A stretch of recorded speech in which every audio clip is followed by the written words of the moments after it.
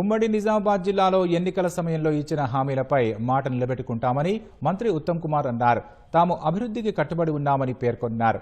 నిజామాబాద్ నగరం అభివృద్ధి చెందేందుకు నిధులు కేటాయిస్తామని హామీ ఇచ్చారు.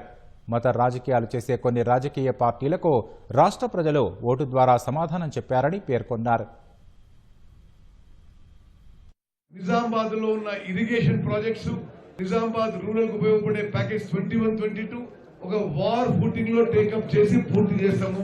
ఎస్ఆర్ఎస్పి నిజాం సాగర్ ప్రాజెక్టులు డీసిల్టింగ్, డీసెడిమెంటేషన్ ఒక్కసారి కూడా చేయక చాలా పెద్ద ఎత్తున ఆ స్టోరేజ్ కెపాసిటీ తగ్గి దాని కింద రైతులకి ఆయకట్టుకి ఇబ్బంది అవుతున్నది.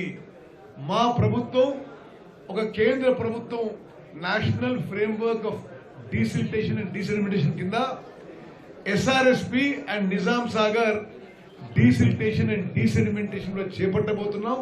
తద్వారా ఈ ప్రాజెక్టులు ఒరిజినల్ స్టోరేజ్ కెపాసిటీ ఎంత ఉండనో దానికి రెస్టోర్ చేయబోతున్నాము.